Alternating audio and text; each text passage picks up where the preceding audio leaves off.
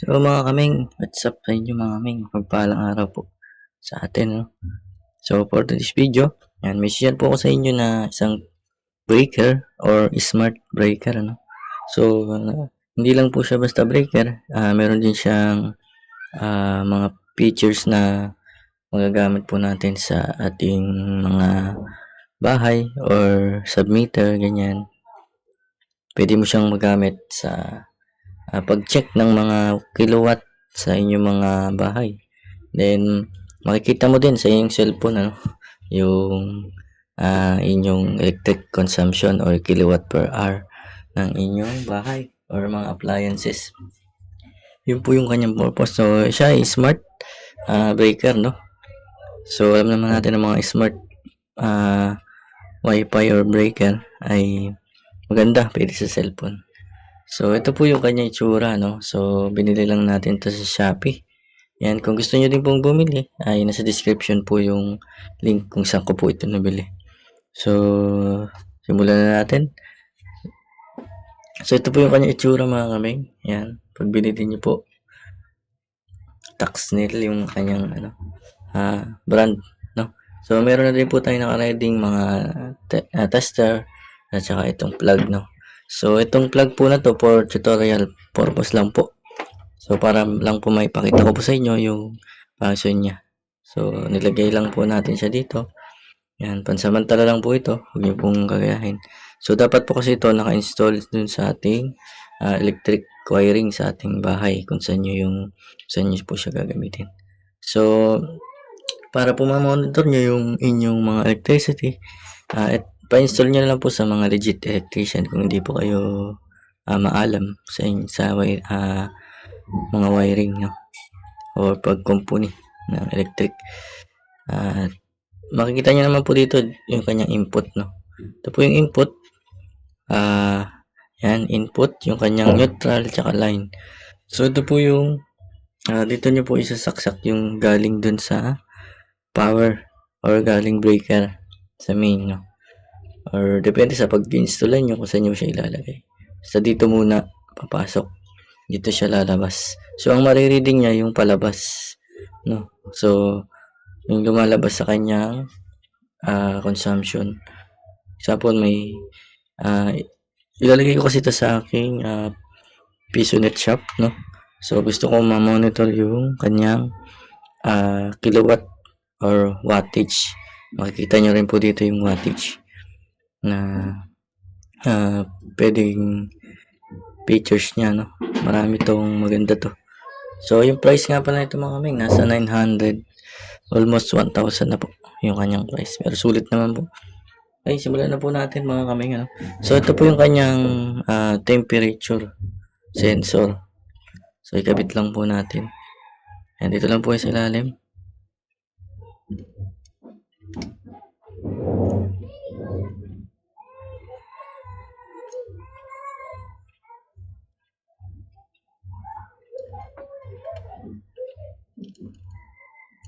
Ayan, nakakabit na po. So, yung kanyang power po dito, para ma-power natin, no? Ito yung ating pang-testing lang po ito, no? Saksak lang po natin sa plug. Ayan. So, pag on nyo po sa kanya, makikita nyo po yung ito. So, pag ganyan po, naka-off. Ibig sabihin po, naka-off yung out nya. Pero dito po yan, sa taas, meron po yung kuryente. Huwag nyo po hawakan yan, ano? So, huwag nyo po kung gagayahin na hinawakan ko. So, yan, pag i-on nyo lang po, ito po yung on nya, no? Ayan. So, para po may pakita natin na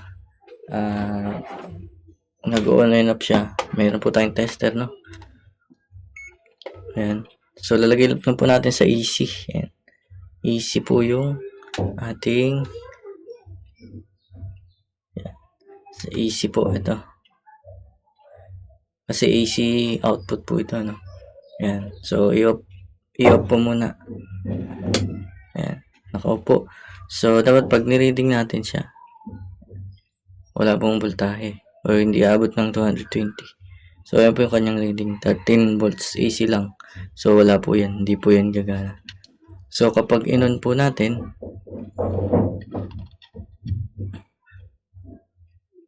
i-on ko lang po. So, nakita nyo po sa tester natin, meron siya. Ayan, gagalaw lang. 220, 222 volts. Ibig sabihin po, may dumaloy na. Ibig sabihin, buhay na. Ayan. Yun po yung off niya. Ayan, dito naman tayo sa kanya mga panel, no? Yung mga LED. So, ito po ay yung kanyang input voltage na 224 volts po yung kanyang reading. So, ito naman pong red, yung pangalawa po. Ito pong pangalawa. Ito po yung kanyang ampere. Kung ilan po yung nakokonsumo yung ampere. And yan po yung ampere. So, ito naman pong white na panel, LED. Ayan po yung kanyang timer, yung pangatlo. Ayan po. Nasa-set din po yung timer. Gusto nyo pong i-off and off yung inyong breaker. So, ito pong breaker na to, hindi po siya yung binababa. So, automatic po. On and off lang po. Tapos, pwede nyo din po siyang patayin gamit yung inyong cellphone. Yan. So, pwede nyo buhayin at patayin. Yan. Yan po yung kagandahan sa kanya. So, dito naman po sa pinakang baba, yung consumption po yung kilowatt per hour or kilowatt na nako-consumption nyo po. So, doon po yun yung mamarireading yung kung ilan po yung nagamit nyo kuryente. No? So, ito times nyo lang po yung kilowatt dito doon sa inyong electric bill. Kung magkano po yung per kilowatt sa inyong lugar. Dito po sa amin ay nasa 13.5 na. Tumaas na po. Sobrang taas. Dito naman po tayo sa kabila. Ito po yung kanyang dito nyo naman po makikita yung wattage. No? Yan. Wattage. Dito naman po sa kanyang power protection. Power ano ba na?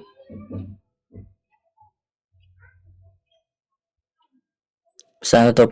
Parang power fault. Parang ganun. Kalimutan ko yung meaning nito.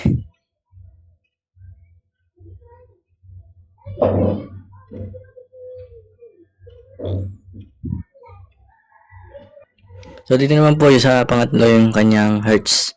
Kung ilang hertz po yung inyong outlet or kuryente. Yan. Sa atin po, usually mga 60 hertz, 50 hertz to 60 hertz. Naglalaro po yung mga hertz ng kuryente. So, dito naman po yung kanyang temperature. Ano? Ayan, makita nyo po kung ilang temperature po doon sa lugar or pinaglagyan nyo. Diyan nyo po makikita. So, ito po lalagay ko doon sa aming taas. So, mainit doon. Siguro tataas yan. Nilagay ko natin sa aming taas. So, ito naman po yung wifi. Ayan, nagbiblink. Ibig sabihin po yan, hindi ko pa nasa setup yung kanyang wifi sa cellphone. Hindi ko pa siya nasa setup sa cellphone. Pinakita ko lang po sa inyo yung mga features niya na maganda dito sa smart breaker. No? Ayan. Ganun lang po yung kanyang mga so meron po itong tatlong model, no? Merong wifi, merong walang wifi, merong walang on and off. Ayan, makikita nyo naman po dito sa model yan, KWS CO2. So dito po sa ating may wifi. So pinili ko kasi yung wifi kasi gusto ko siya nasa cellphone na lang. Makikita natin yung mga niya. Yan. Ito kung ano yung mga nandito, makikita nyo din po yun sa cellphone. Sa smart. Yan. Huwag makakontrol nyo po siya. So, maano nyo po siya kahit wala kayo sa bahay. Basta nakakonect po siya sa wifi. Ma-check nyo siya kung ilan na ba yung kilowatt hour, ampere watts na nakukonsumo nyo po. Sa pinag-installan nyo ng breaker po na ito. Yan. So, sa pag-setup naman ito, very madali lang din. So, i-connect lang natin sa wifi, no? So, ipapakita ko sa inyo kung paano i-setup. So, punta muna tayo sa cellphone natin kasi wala tayo. So, punta ka po kayo sa inyong App Store or Google Play Store, no? At download po natin yung app na kailangan natin. So, Smart Life. Yan. Smart Life po yung kailangan natin. So, ito po. Pangalawa. Ayan po. So, tingnan na lang po yung kanyang yung pinakang picture niya. So, na-install ko na po siya. Install nyo lang po, then punta na po tayo dun sa ating app. Update ko lang po siya.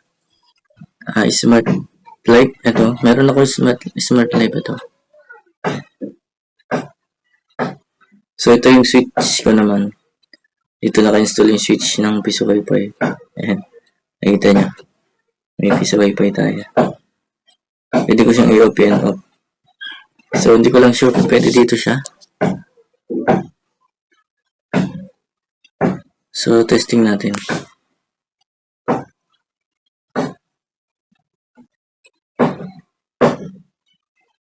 Ayun, na-detect. So, na-detect din pala siya dito sa Smart Light. So, pwede sa Tuya, pwede Smart Light. So, dito ko na lang siguro yun. Download nyo lang Smart Light. Ayan. Once na ma-download nyo na, create kayo ng account. Then, ganito lang. Halos parehas lang sa Tuya. Pinagkaiba yan. O, separate app lang siguro yan sila. So, nandito, para dito ko na lang titignan siguro. Smart Light. So, Smart breaker naman siya. So, dito, pag click nyo, makikita nyo kung saan nyo siya pwede i-connect. Ayan. So, hanapin nyo lang yung wifi nyo dyan. I-input nyo yung password. Tsaka nyo siya, tawag dito, i-connect. Ayan. So, connect tayo.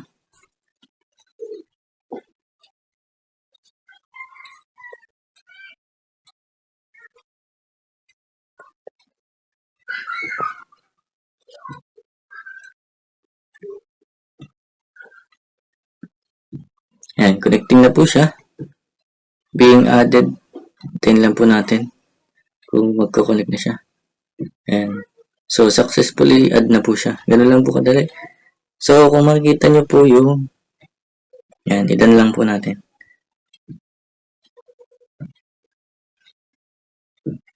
Kung makikita nyo po yung sa breaker nyo, yung wifi po, hindi na po siya nagbi-blink. Ibig sabihin po, na-setup nyo na siya. Hindi na siya nagbi-blink. So, ito po yung MCU module, modify voltage.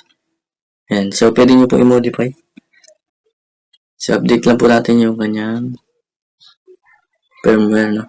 Para maganda po yung kanyang updated po yung kanyang software or yung kanyang system. Yan. So, pwede nyo pong i-auto upgrade. Narito po. Ayan. So, mag-iiba po yung itsura nung LED ng inyong breaker. Hindi ko po maipakita kasi naka-screen record po tayo. Yan, updating na po yung ating firmware. So, successful na po. Ayan. So, dito nyo na po makikita. Ayan. So, yung PF pala ay power factor. So, nandito naman na lahat. Ayan.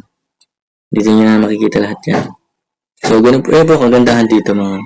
So, ipapakita ko po sa inyo siya pagka na-install ko na po sa ating sa aking paglalagyan sa aking PisoNet shop, no? So, mga kamay, ganun lang po mag-set up ng ating smart breaker, no? Na Taxnel, no? So, Wi-Fi version po yun sa atin. At hanggang dito na lang po yung ating video. So, kung gusto nyo po bumili, nasa description po yung link ng pinagbilang ko. At yung price po nito ay nasa 900 plus. Almost 1,000 na po. So, may tatlo po siyang klase. Pili na lang po kayo. So, yung po akin may wifi. So, mas maganda kasi siya. May wifi para makakonect nyo po sa cellphone. So, hanggang dito na lang. And gusto mo yung video natin, like mo po and subscribe ka. Then, hit mo yung notification bell para updated po kayo pag may bago tayong video na i-upload. Okay, thank you for watching and God bless po sa inyo mga.